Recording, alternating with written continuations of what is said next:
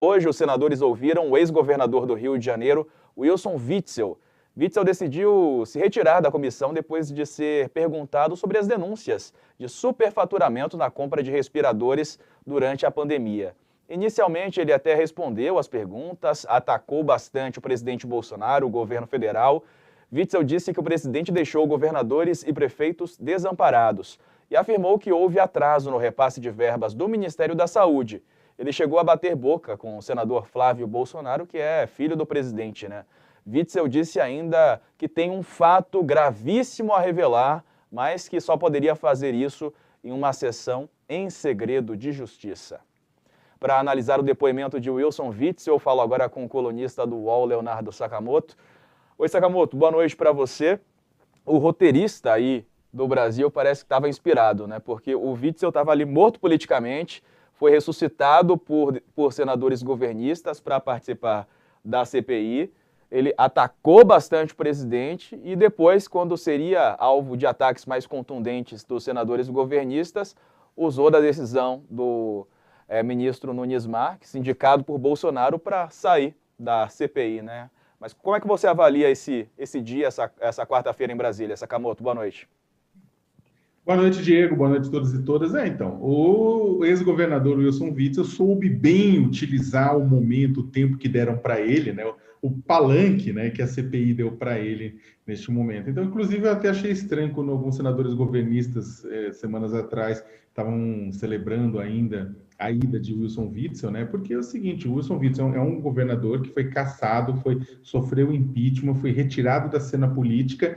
E aí ele é levado para a CPI, era tudo o que ele queria, que era um palanque para poder falar tudo aquilo que ele não tinha conseguido falar na época da cassação do seu mandato. E ele falou para um público amplo, você tinha televisões ligadas, TV Senado, aqui o UOL, uma série de outros lugares transmitindo o discurso dele, e ele soube utilizar, porque ele falou da pandemia, se defendeu, até porque parte da cassação está relacionada também com desvios relacionados à saúde, né? Mas ele também utilizou o momento para se defender o seu mandato, defender a esposa e atacar com tudo que ele podia o presidente Jair Bolsonaro. Ele até resgatou, eu escrevi sobre isso na minha coluna, a questão da investigação da morte, da execução de Marielle Franco e de seu motorista Anderson Gomes em 2018, né?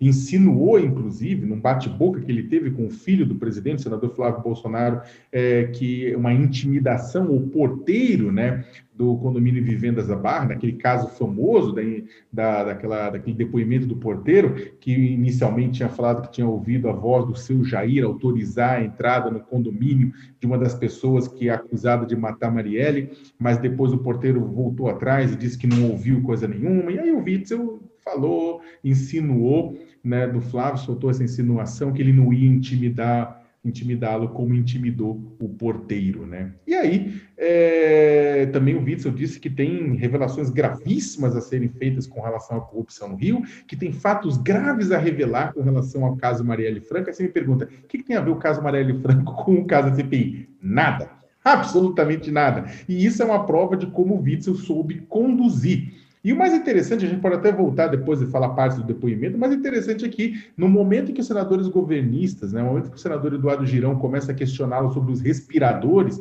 sobre desvio na compra de respiradores, né, desvios que podem ter afetado a população do Rio de Janeiro em meio à pandemia, ele simplesmente saca o habeas corpus que foi concedido, né, o direito de não se incriminar, de não precisar ir à CPI, que foi concedida pelo Supremo Tribunal Federal, pelo ministro do Supremo Tribunal Federal, e saiu e foi embora, né? E alegando que não ficaria no lugar sendo xingado. Na verdade, ele não quis mais prestar esclarecimento e já estava satisfeito com relação ao circo montado. E esses fatos gravíssimos que o ex-governador disse que tem em Sakamoto, será realmente fato ou será um blefe aí mais para assustar mesmo? Eu desconfio que seja um blefe, eu desconfio que não tenha nada muito. Não que aí você pergunta, poxa, mas peraí, um governador de estado, ainda mais do estado do Rio de Janeiro, que é o estado do presidente Jair Bolsonaro, que teve acesso à informação, ele falou de milícias, né? Ele falou de milicianos, de milícias o tempo inteiro. Então, é que você pergunta, ele não teria informação privilegiada, informação que poderia constranger o presidente com relação a questões de saúde? Poderia ter muita coisa, afinal ele foi governador do estado, né? A pergunta é, ele vai colocar para fora, ele vai usar isso? Eu acho que as informações, eu acho muito difícil. Eu tenho dificuldades de imaginar que fatos gravíssimos seriam esses e que novos fatos graves seriam esses com relação à investigação de Marielle Franco, né?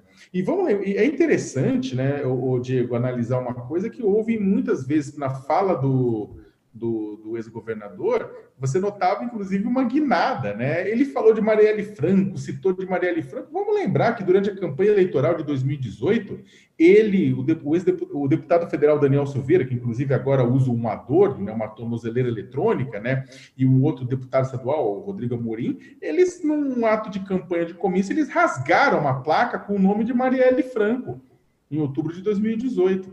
Eles rasgaram essa placa. Né? E agora a própria Aniele Franco, que é irmã da Marielle, falou para o Witzel, postou nas redes sociais: olha, não vem usar meu nome da minha irmã como escudo, não, porque na hora que você tinha que ajudar, você não ajudou. Né? Você veio pelo contrário, tripudiou. E não, ia falar que teve ali ao lado do presidente Bolsonaro durante boa parte, né? Enfim, durante toda a campanha, lógico, e ficou ali no comecinho do governo dele também, que começou a se desprender talvez cedo demais, não é?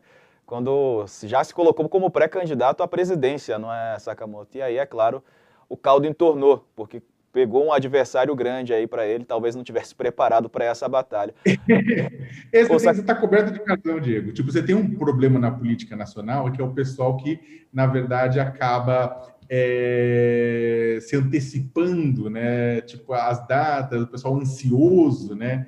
E aí o governador Wilson Witzel é um exemplo claro, né? Ele botou as asinhas de fora, ele falou no depoimento da CPI que ele passou a ser perseguido depois que ele mandou investigar imparcialmente o caso Marielle Franco. Não, a questão é uma questão de sucessão presidencial. Ele começou a ser perseguido na hora que ele botou o olho na cadeira de Bolsonaro, e Bolsonaro, como bem sabemos, é bem cioso e tenta abater em voo qualquer pessoa que se levante. Agora, Wilson Witzel foi eleito com o apoio de Bolsonaro, da mesma forma que João Dória foi eleito com a chapa Bolsodória, né, em 2018. E depois os dois se desprenderam por conta, inclusive, das suas intenções presidenciais. E aí vemos o que acontece, vemos o que aconteceu.